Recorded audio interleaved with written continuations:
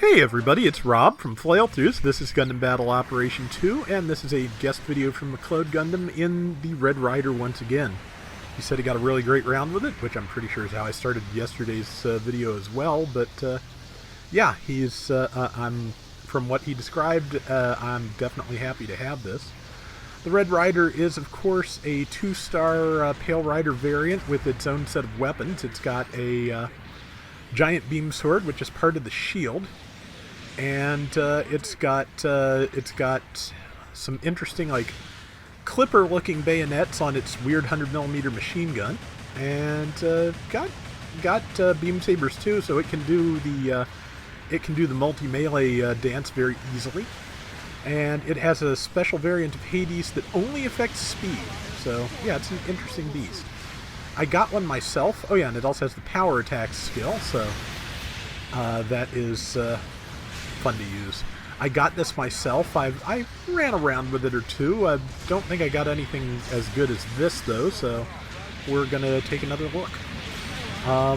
At the moment there are 3 power attack mobile suits in the game. There's the Gym 3 Close Combat, which I also got in one of my free 10 spins during the event.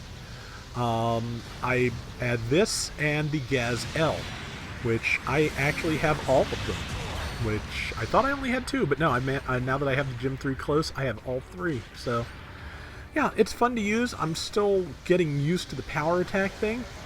If you try and start it while you're moving, if you start charging it while you're moving, it may decide to do just attack instead, so be careful with that. Perfect stun setup by a teammate there. Very nice. And 6 minutes remaining. It's an ace match. McLeod's team has a pretty solid lead so far. And just got a... it's the Marsai. He did run out of the legs, but yep, good time for the Arius system to go into effect. And he's... got tagged. Luckily, though, it doesn't increase your attack any, again, just speed. That also means it doesn't lower your defense to use. So, to a certain extent, it's more versatile than the standard Hades system. Good kill there on a general, on a Gundam Alex, if I'm not mistaken. And yeah, just shredded it. That's being shredded if he can get close to that gun cannon detector. And he is close to that gun cannon detector, and that gun cannon detector is dead, and everybody fell over. But that's kind of a hazard of using this, because yeah, it's freaking Link's charge attack. It's gonna hit everything around it. That's kind of the point. When you're surrounded by teammates, that's a problem. But you know, sometimes you just have to take the risk and get the kill. Unfortunately, speaking of getting the kill, this Barzam pilot did manage to walk over McLeod and take the center point. E is kind of the point that everybody fights over on this map. On GBO1, as I've mentioned before, it used to be that everybody would take B and C, depending on which base they were spawning from, and all fight from there. But yeah, in GBO2 right now, everybody is kind of fighting over E. The fact that there's big pits in the runway on the military base now have a lot to do with that, because you used to just have a clear shot for people to fight up that lane, and not as much now. The clear shot is pretty much where Jacob is standing now. Is big spin. That is, oh wow, managed to kill it. Amazing. But yeah, the clear lane is here and back where he was before, where it is just just not as wide as the runway, but it's pretty much a straight shot with no inclines or or dips or anything. So I've been talking to folks about the new assault booster skill, which I'm pretty sure this video predates, and it really does help jump faster. And I haven't used it to defend yet from being stunned while jumping, but that should be interesting.